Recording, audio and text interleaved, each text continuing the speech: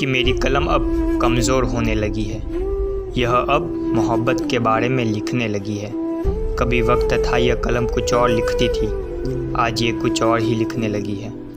लगता है अब लिखने का मन ही नहीं हो रहा, इसलिए ये कलम अब कुछ और ही लिख रही है। लिखने को तो हर ऐब लिख देती है ये कलम, पर पता नहीं यह कलम अब और कुछ और ही लिख रही है। यह कलम अब मोहब्बत लिखने लगी है।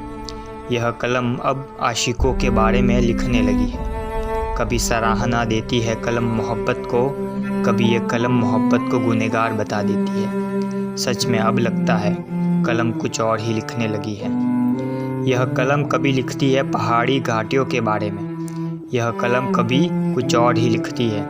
लगता है वह दिन नहीं रहे, गाँव में वह मौसम तो आता है, पर लगता है अब गाँव से गुल नहीं पाते हैं। वह कहते हैं ना, समय परिवर्तन कर देता है सब कुछ। उसने आज मेरी कलम को भी बदल दिया, वरना यह कलम कुछ और ही लिखती थी और आज कुछ और ही लिखने लगी है। सच में बड़ी उलझन पैदा करती है ये कलम। सभी लोग समझ नहीं पाते इस कलम को। चंद लोगों के लिए लिखती है ये कलम। कुछ पढ़कर भूल जाते हैं, कुछ के दिल में वह शब्द और लफ्ज़ तीर की तरह हमला करते हैं।